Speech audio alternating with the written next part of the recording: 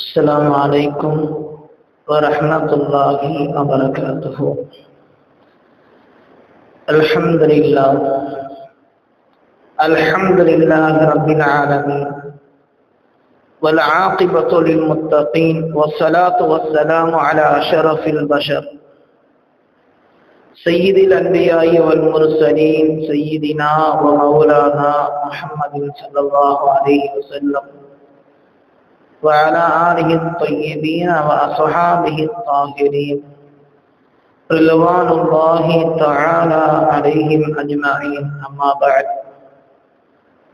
فقد قال الله تعالى في القرآن العظيم والفرقان المجيد: أعوذ بالله من الشيطان الرجيم. بسم الله الرحمن الرحيم. وَلِمَنْ خَافَ مَقَامَ رَبِّهِ جَنَّتَانِ. صدق الله العظيم. وقال النبي صلى الله عليه وسلم: إن في الجنة لشجرة يسير الراكب في ظلها 100 عام لا يقطعها، أو كما قال رسول الله صلى الله عليه وسلم. அல்ஹம்துலில்லாஹ். அல்லாஹ்வுடைய மகத்தான கிருபை, நாட்களின் தலைமை நாளாகிய ஏழைகளின் பெருநாள் என்று சொல்லக்கூடிய ஜும்மாவுடைய தினத்தில் அல்லாஹ் தஆலா அவனுக்கு பிடித்தமான இறை இல்லத்தில் நம்மை எல்லாம் ஒன்று கூட்டியுள்ளான். அல்ஹம்துலில்லாஹ். இவ்வுலகில் வாழும் காலங்களில் அல்லாஹ்வுடைய தூதர் என்ற முறைப்படி வாழச் சொன்னார்களோ அந்த முறைப்படி வாழ்ந்து மரணிக்கும் தருவாயில் லா இலாஹ இல்லல்லாஹ் முஹம்மது ரசூலுல்லாஹி ஸல்லல்லாஹு அலைஹி வஸல்லம் என்ற திருக்கலிமாவை மொழிந்த நிலையில் நம்முடைய உயிர் பிரியக்கூடிய பாக்கியத்தையும் மறுமையில் உயர்ந்த சொர்க்கமாகிய ஜன்னத்துல் ஃபிர்தௌஸில் எம்பெருமான ரசூலுல்லாஹி ஸல்லல்லாஹு அலைஹி வஸல்லம் அவர்களோடு இருக்கக்கூடிய உன்னதமான பாக்கியத்தை வல்ல இறைவன் நம் அனைவருக்கும் இந்த உலகத்தில் வாழ்ந்து கொண்டிருக்கக்கூடிய இனி வாழ இருக்கின்ற முஸ்லிமான முஃமினான ஆண்கள் பெண்கள் அனைவருக்கும் அந்த உன்னதமான பாக்கியத்தை வல்ல இறைவன் தந்தல் புரிவானாக. ஆமீன்.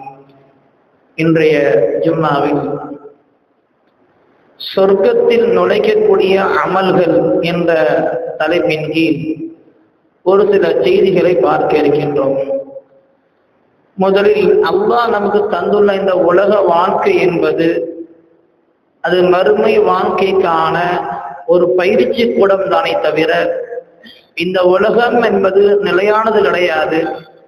இதனுடைய இன்பமும் நிலையானது கிடையாது. ஆனால் மறுமைதான் நிலையானது, சொர்க்க இன்பம் தான் நிலையானது என்பதை அல்லாஹ் தஆலா பல இடங்களில் குர்ஆனில் சுட்டி காட்டுவான்.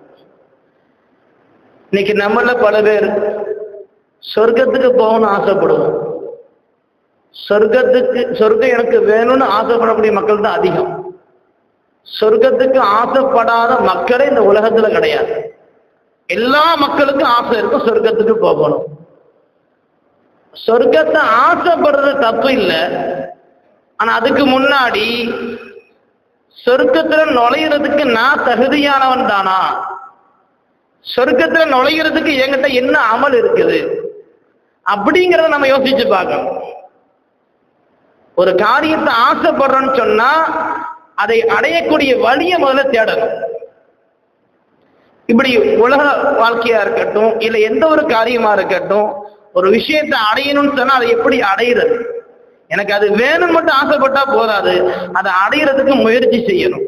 இன்னைக்கு நம்ம எல்லாரும் சொர்க்கத்தை வேணும் ஆசைப்படுறோம். ஆனா அதற்கான முயற்சி நம்ம வாழ்க்கையில இருக்குதா கேட்டா துளி அளவு கூட இல்லை. அப்ப சொர்க்கம் வேணும்னு சொன்னா முதல்ல என்ன தகுதி இருக்கணும்?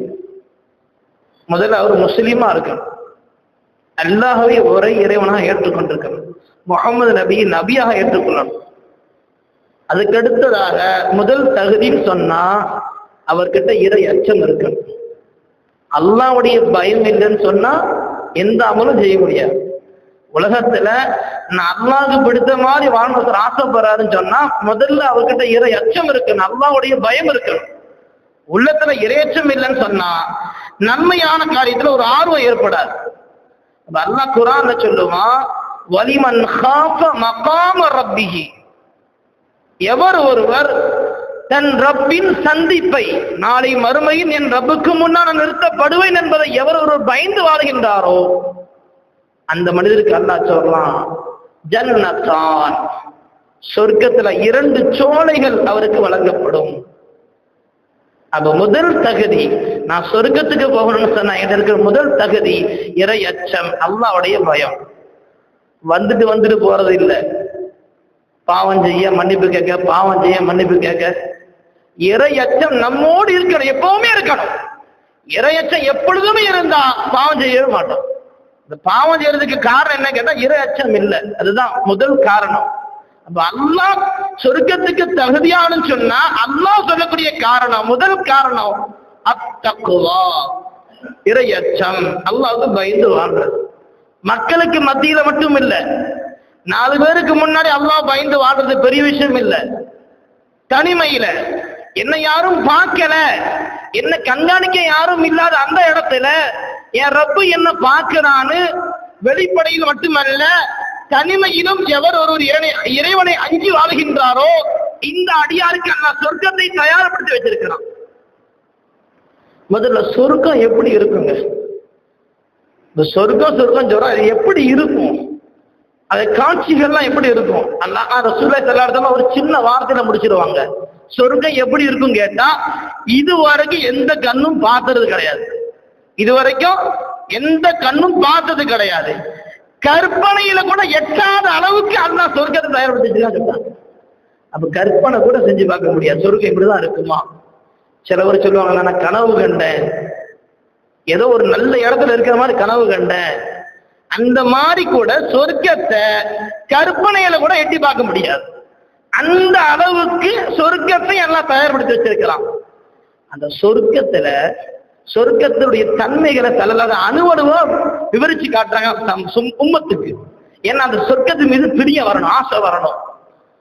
சொர்க்கத்துல ஒரு மரம் ஒண்ணு இருக்குமா, சொர்க்கத்துல ஒரு மரத்துடைய அளவு எவ்வளவு தெரியுமா சொன்னாங்க ஸல்லல்லாஹு அலைஹி வஸல்லம், இன்ன ஃபில் ஜன்னதி லஷஜரத்தன், சொர்க்கத்துல ஒரு மரம் ஒண்ணு இருக்குது, அதனுடைய நீளம் அகலம் எவ்வளவு கேட்டா யஸீரு ராகிபு ஃபீ லில்லிஹா, அந்த ஒரு மரத்துடைய நிழல்ல நடக்க ஆரம்பிச்சோம்னு சொன்னா அந்த நிழலை கடக்கிறதுக்கு எத்தனை வருஷம் ஆகும்னா மியத் ஆமின் லா யக்தஉஹா, தொடர்படியாக 100 ஆண்டுகள் பயணம் செஞ்சா எவ்வளவு தூரம் பயணம் செய்ய முடியுமோ அவ்வளவு பயணம் செஞ்சாதான் சொர்க்கத்துல ஒரே ஒரு மரத்துடைய நிழலை கடக்க முடியும். சுப்ஹானல்லாஹ், எவ்வளவு பெரிய பாக்கியம் பார்த்தீங்களா? சொர்க்கத்துல ஒரே ஒரு மரம். இன்னைக்கு நம்ம எவ்வளவு பெரிய மரமா இருந்தாலும், ஆலமரமாவே இருந்தாலும் நிழல் குறுகியது தான், கொஞ்ச நேரத்துல கடந்துடலாம். ஆனா சொர்க்கத்துல ஒரு மரத்துடைய நிழலை நம்ம கடக்கணும்னு சொன்னா 100 ஆண்டுகள் ஆகும் சொன்னா அந்த மரம் எவ்வளவு பெருசு. இந்த சொர்க்கம் சொன்னா ஒரு தோட்டம் துறவுகள், அது நம்ம நினைக்கிற மாதிரி இருக்காது. ஒரு மரத்துடைய அளவு இவ்வளவு இருக்குன்னு சொன்னா சொர்க்கத்துல அல்லாஹ் இன்பமாக எதையெல்லாம் தயார்படுத்தி வச்சிருக்கிறான் அது எந்த அளவுக்கு இருக்கும். ஸல்லல்லாஹு அலைஹி இன்னொரு ஹதீஸ்ல இப்படின்னு சொல்லுவாங்க, சொர்க்கத்துல நுழையக்கூடிய முதல் கூட்டம் அவ்வளு ஜும்ரத்தின் தலிஜுல் ஜன்னா, சொர்க்கத்துல முதல் நுழையக்கூடிய அந்த கூட்டத்துடைய தோற்றம் எப்படி இருக்கு தெரியுமா? அவனுடைய முகம் எப்படி இருக்கும் தெரியுமா? சூரத்துகும் அலா சூரத்தில் கமரி லைலத்துல் பத்ரி, பௌர்ணமி இரவுல சந்திரன் எப்படி அழகாக தெளிவாக வெளிப்படையா இருக்குதோ, பௌர்ணமி இரவுல சந்திரன் ஜொலிப்பதை போல சொர்க்கவாசிகள் முகம் ஜொலிக்கும். எப்படி இருக்கும்? பௌர்ணமி இரவுல ஒரு சந்திரனை பார்க்கறது கண்கூடா பார்க்கலாம், ரொம்ப பிரகாசமா இருக்கும். அந்த அளவுக்கு சொர்க்கத்துல முதல் நுழையக்கூடிய கூட்டத்தார்களுடைய முகம் தோற்றம் அந்த சந்திரனை போல மினுங்கும், ஜொலிக்கும் சொன்னாங்க ஸல்லல்லாஹு அலைஹி வஸல்லம். சொர்க்கவாசிகள் எப்படி வேற எப்படி இருப்பாங்க? லா யப்சுகூன ஃபீஹா, எச்சிலே வராது. எச்சில் துப்புறம்புல நாக்கு அடியில சுரக்குதுல, எச்சிலே சொர்க்கவாசிகளுக்கு வராது. உலகத்துல எதெல்லாம் நம்ம குறையா பார்க்கமோ அந்த எந்த குறையும் சொர்க்கவாசிகளுக்கு இருக்காது, எச்சில் வராது. வேற என்ன, அந்த சொர்க்கவாசிகளுக்கு வலா யத்தகவ்வத்தூன வலா யம்தஹிதூன வலா யத்தகவ்வத்தூன, மலம் ஜலம் வராது, மலம் ஜலம் வராது. அப்ப சொர்க்கத்துல சாப்பிடுவோமே அது எப்படி ஜீரணமாகும் அப்படின்னு கேட்டா வேர்வையாக வடிஞ்சிடும். சொர்க்கத்துல என்ன கேட்டாலும் கிடைக்கும், எதனாலும் புசிக்க முடியும், எதனாலும் குடிக்க முடியும். ஆனா உள்ள போகக்கூடிய அந்த உணவு எப்படி ஜெரிமானம் ஆகும் கேட்டா மலம் ஜலமா வெளியே வராது, வேர்வையாக வடிஞ்சு அது ஜெரிமானம் ஆயிரும். அந்த வேர்வை எப்படி இருக்கு கேட்டா அந்த வேர்வை கஸ்தூரி மனம் கமலும். இன்னைக்கு உலகத்துல நம்ம வாழக்கூடிய இந்த உலகத்துல ஒரு 2 நாள் வெயில் காலத்துல குளிக்கலாம் சொன்னா உடல்ல எவ்வளவு துர்நாற்றம் வருது. அதுக்கு காரணம் வேர்வை. இந்த உலகத்துல எது நாற்றமாக இருந்ததோ அதை நாற்றம் அடிக்கக்கூடிய அந்த வேர்வையை சொர்க்க வாசிகளுக்கு அந்த கஸ்தூரியா மாத்திடுவான். மலம் ஜலம் கழிக்க மாட்டாங்க, வேர்வையாக வடியக்கூடிய அந்த வேர்வை வழியாக அவர் உண்ணக்கூடிய உணவுகள் குடிக்கக்கூடிய பானங்கள் எல்லாம் செரிமானமாயிரும். எவ்வளவு பெரிய உயர்ந்த அந்தஸ்தான சொர்க்கவாசி எல்லாம் கொடுத்துருக்காங்க பாருங்க. அவங்க பயன்படுத்தக்கூடிய பாத்திரங்கள்லாம் தங்கத்துல இருக்கு. உலகத்துல தங்க பாத்திரங்களை பயன்படுத்துறது கூடாது, உலகத்துல தடை. சொர்க்கத்துல எல்லா பாத்திரமும் தங்கத்துலதான் இருக்கும். சீவக்கூடிய சீப்பு இருக்கு, தலைவாரக்கூடிய சீப்பு அது வெள்ளியிலும் தங்கத்திலும் இருக்கும். அல்ல இப்படி பார்த்து பார்த்து சொர்க்கவாசிகள் எப்படியெல்லாம் இன்பம் அடைவார்களோ அந்த வகையில அல்லாஹ் தஆலா கற்பனைக்கு எட்டாத விதத்துல அந்த சொர்க்கத்தை தயாரித்து வச்சிருக்கிறான். இந்த சொர்க்கத்துக்கு நம்ம எப்படி போறது? கற்பனைக்கு எட்டாத இன்பங்கள் நிறைந்த நிரந்தரமான அந்த உலகத்துல, அந்த நிரந்தரமான சொர்க்கத்துல நம்ம எப்படி நுழையிறது? அதுக்கான வழிகள் என்ன? ஸல்லல்லாஹு அலைஹி ஹதீஸ்ல பல ஹதீஸ்ல சொல்லி காட்டுவாங்க. சொர்க்கத்துல நுழைக்கக்கூடிய அமல்கள் அப்படின்னு பார்த்தா நிறைய இருக்குது. அதே மாதிரி சொர்க்கத்துல சொர்க்கவாசிகள் தங்குறதுக்கு கூடாரம் இருக்கு. கூடாரம், அந்த கூடாரம் எப்படி இருக்குன்னு கேட்டா நடுவுல ஓட்ட போட்ட முத்து மாதிரி இருக்கும். அது கூடாரம் அப்படி உயரமா இருக்கும், நீளமா இருக்கும். நடுவுல துளையுள்ள முத்து போல ஒரு கூடாரம். அது உயரம் எவ்வளவு இருக்குன்னு கேட்டா வானத்துல 30 மைல் தூரத்துக்கு இருக்கும். அந்த ஒரு கூடாரம் 30 மைல் தூரத்துக்கு ஒரு கூடாரம். அந்த கூடாரத்துக்குள்ள ஒவ்வொரு மூல முடுக்களையும் ஒரு ஹூர்லின் பெண் எல்லாம் வச்சிருப்பான். அது அந்த சொர்க்கவாசி மட்டும்தான் பார்க்க முடியும். அந்த கூடாரத்தை எல்லாம் யாருக்கு தயார்படுத்தி வச்சிருக்கிறானோ, அதுல யார் நுழைகிறாங்களோ அவங்க மட்டும்தான் அந்த கூடாரத்துல உள்ள அந்த பெண்ணை, அந்த ஹூர்லின் பெண்ணை பார்க்க முடியும். வெளியில இருக்க மற்ற சொர்க்கவாசிகள் இந்த கூடாரத்துக்குள்ளத பார்க்க முடியாது. செப்பரேட்டா தனித்தனியா ஒவ்வொரு சொர்க்கவாசிக்கும் ஒரு அந்தஸ்து, அமலுக்கு தக்கணும். அமல் எந்த அளவுக்கு இருக்கு அந்த அளவுக்கு சிறப்பு. இப்படி அல்லாஹ் என்ன செஞ்சிருக்கான்? சொர்க்கத்தை தயாரித்து வச்சிருக்கான். இந்த சொர்க்கத்துல நுழையணும்னு சொன்னா நமக்கு அமல் இருக்கு. அந்த அமல் எப்படி இருக்கணும்? இறை எச்சத்தோட இருக்கணும், அல்லாஹ்வுக்காக வேண்டி இருக்கணும், முகஸ்துதிக்காக இருக்கக்கூடாது. ஸல்லல்லாஹு அலைஹி வஸல்லம் சொர்க்கத்துல நுழையக்கூடிய அமல்களை சொல்லி தரும்போது ஒரு ஹதீஸ்ல இப்படி சொல்லுவாங்க. கால ரசூலுல்லாஹி ஸல்லல்லாஹு அலைஹி வஸல்லம் மன் ஃபாரக ரூஹுல் ஜஸத வஹுவ பரீஉ மின் ஸலாத். உலகத்தை விட்டு பிரியும் பொழுது எந்த ஒரு மனிதர் 3 காரியங்களை விட்டு விலகி இருக்கிறாரோ, 3 குணங்களை விட்டு யார் விலகிய நிலையில, அந்த குணம் தன்னிடத்தில் இல்லாத நிலையில மரணிக்கிறாரோ அவர் சொர்க்கத்துக்கு போயிடுவார். மரணிக்கும் போது இந்த 3 குணத்துல எதுவும் நம்மள்ட்ட இருக்கக்கூடாது. அப்படி 3 குணத்தை சொன்னாங்க ஸல்லல்லாஹு அலைஹி வஸல்லம். இந்த 3 குணமும் தன்னில் இல்லாத நிலையில் எவர் ஒரு இந்த உலகத்தை விட்டு பிரிகிறாங்களோ தஹலல் ஜன்னா, அவர் சொர்க்கத்தில் நுழைஞ்சிருவார். அதுல முதல் குணம் என்ன கேட்டா அல் உகுலூல், மோசடி பண்றது. வியாபாரமா இருக்கட்டும், கொடுக்கல் வாங்கலா இருக்கட்டும், எதுலையும் மோசடி செய்யாம இருக்கணும், மற்றவங்களை ஏமாற்றாம இருக்கணும். இந்த ஏமாற்றக்கூடிய தன்மை யாரிடத்துல இருக்குமோ அவன் சொர்க்கத்தில் நுழைய மாட்டான். அப்ப மோசடி அப்படிங்கிற அந்த குணம் நம்மிடத்துல இல்லாத நிலையில, அதை விட்டு நாம் விலகிய நிலை நம்ம உயிர் பிரியும். இது முதல் குணம். அடுத்து நாங்க வத்தைன், கடன் இல்லாத நிலையில மரணிக்கும். இந்த கடன் வாங்குறது அது எவ்வளவு பெரிய ஒரு கடன் பட்ட நிலையில மரணிக்கிறது எவ்வளவு பெரிய பாவம் கேட்டா, அடிக்கடி நம்ம சொல்லக்கூடிய செய்தி தான். போர்க்களத்துல தான் உயிரை தியாகம் செய்த உயிர் தியாகிகள், சுவாதாக்கள், இவங்களுக்கு தான் சொர்க்கத்துல உயிர்ந்து அந்த சல்லா கொடுப்பான். போர்க்களத்துல தன் உயிரை தியாகம் செஞ்சவங்க, மார்க்கத்துக்காக தன் உயிரை தியாகம் செய்த உயிர் தியாகிகள், சுகதாக்கள், இவங்களுக்கு தான் சொர்க்கத்துல உயர்ந்த அந்தஸ்து எல்லாம் கொடுப்பான். இவங்களுக்கு அடுத்துதான் மற்ற மக்களுக்கு அந்தஸ்து. ஆனா அந்த சுகதாக்கள் கடன் பட்ட நிலையில் மரணித்திருந்தால் அந்த சுகதாக்களையும் அல்லாஹ் மன்னிக்க மாட்டான். உயர்ந்த அமல் தான், தன் உயிர் அல்லாஹ்வுடைய பாதையில தியாகம் பண்றது உயர்ந்த அமல். ஆனா கடன் பட்ட நிலையில ஒருத்தர் ஷஹீதா இருந்தாலும் கூட அந்த சுகதாக்களுக்கு கூட, அந்த உயிர் தியாகிகளுக்கு கூட அந்த கடனை அல்லாஹ் மன்னிக்க மாட்டாங்க. நாங்க தள்ளலாம். அவ்வளவு பெரிய குற்றம் கடன் பட்ட நிலையில மௌத்தாது. இன்னைக்கு நம்ம சமுதாயத்துல யாராச்சும் மரணிச்சுட்டாங்கன்னு சொன்னா அந்த குடும்பத்துல உள்ளவங்க ஒரு சடங்கு சம்பிரதாயம் மாதிரி என்ன சொல்லுவாங்க, இறந்தவர் ஏதாச்சும் தவறு இருந்திருந்தா அல்லா ரசூலுக்காண்டி மன்னிச்சிருங்க, யார்த்தையாவது கொடுக்கல் வாங்கல் வாங்கியிருந்தா எங்கிட்ட கேட்டு வாங்கிக்கங்க. அத சொன்னதோட சரி.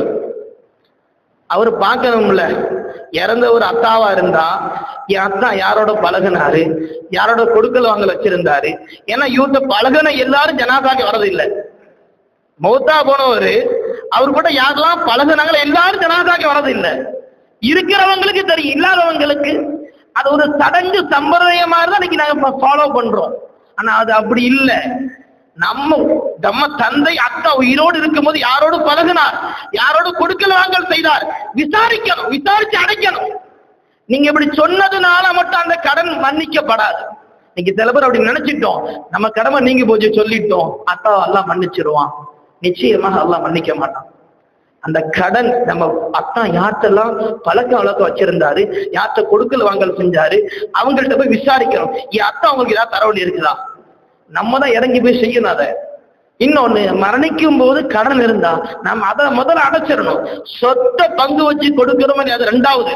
நம்ம வாரிசுகளுக்கு நம்ம சொத்தை பங்கு வச்சு கொடுக்கிறோமோ இல்லையோ, முதல் வேலையா நமக்கு இன்னும் கடன் அடைச்சிடணும். அதுக்கப்புறம் தான் சொத்து பிரிப்பு. அதுக்கடுத்து நம்ம அதுக்கு போகணும். இன்னைக்கு இறக்கிறதுக்கு முன்னாடி சொத்தை பங்கு போட்டுறோம். பெரியவனுக்கு இந்த சொத்து, சின்னவனுக்கு இந்த சொத்து.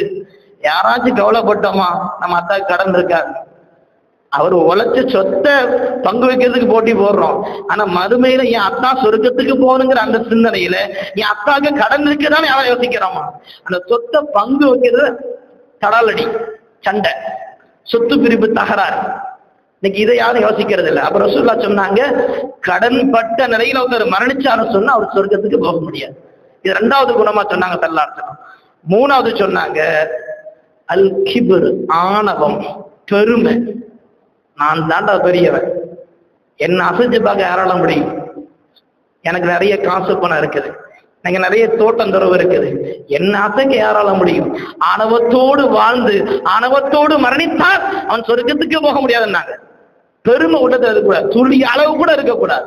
பெருமைக்கு முழுக்க முழுக்க சொந்தக்காரன் அல்லாஹ் மட்டும்தான். நம்ம எதை அனுபவிச்சாலும் இந்த உலகத்துல அது அல்லாஹ் போட்ட பிச்சை. நாம எல்லாம் அல்லாஹ் போட்ட பிச்சைக்காரர்கள். அதை உள்ளத்துல பதிய வைக்கணும்.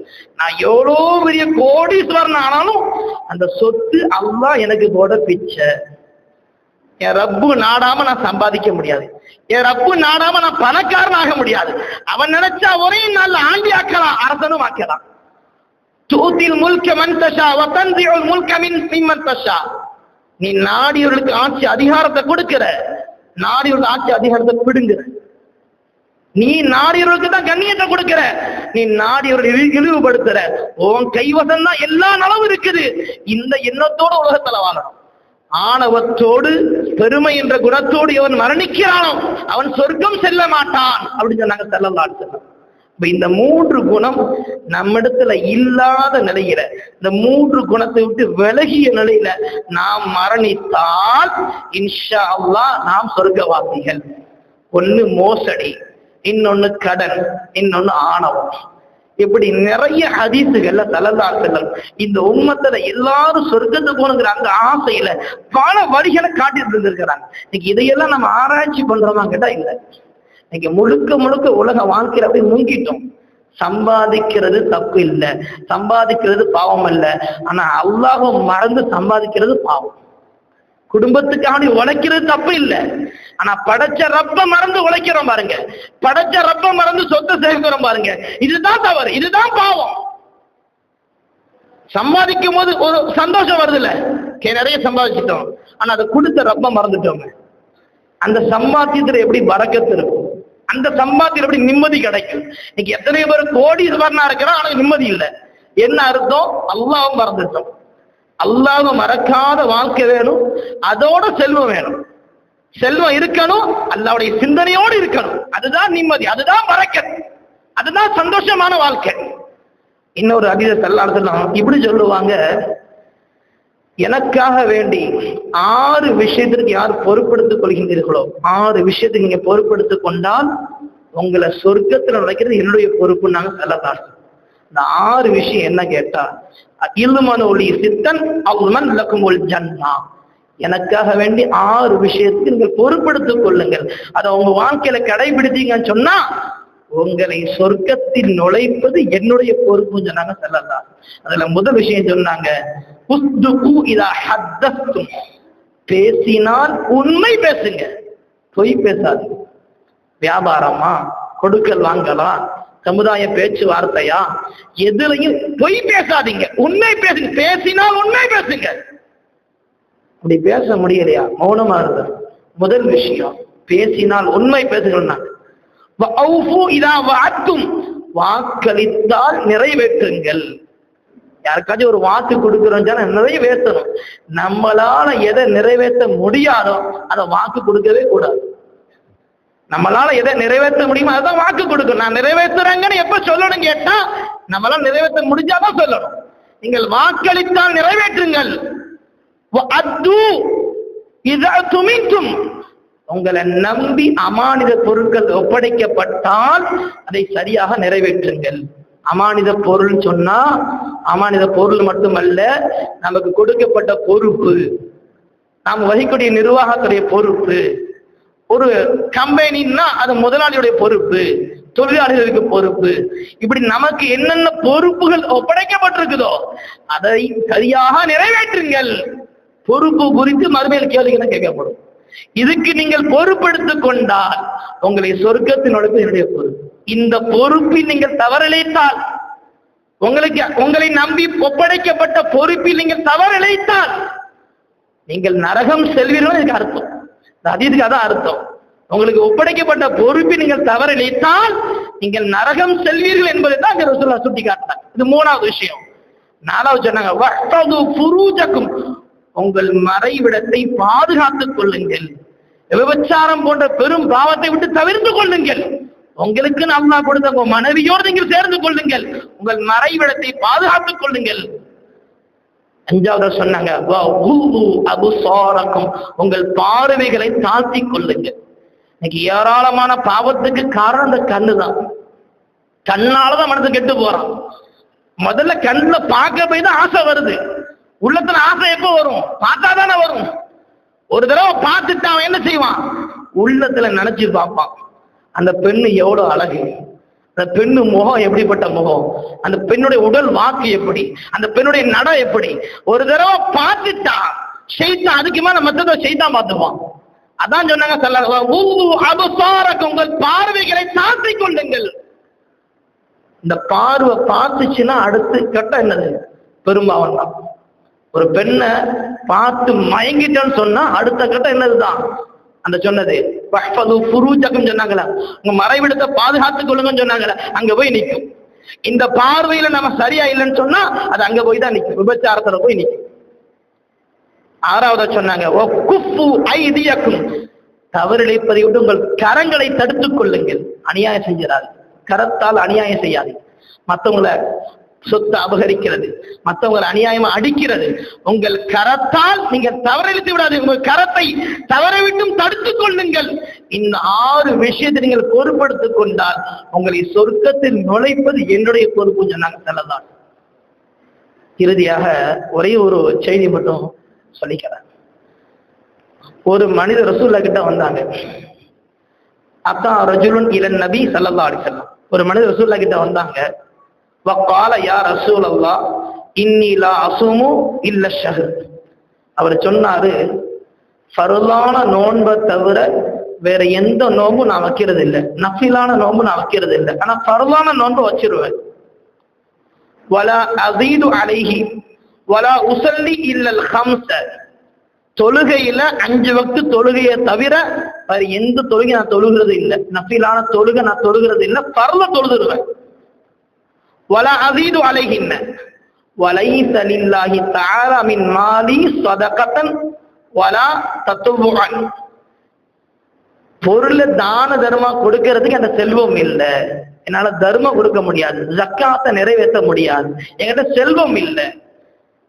அதே மாதிரி என்னால ஹஜ்ஜி செய்ய முடியாது, செல்வம் இல்லாதனால ஹஜ்ஜி செய்ய முடியாது, தான தர்மம் கொடுக்க முடியாது.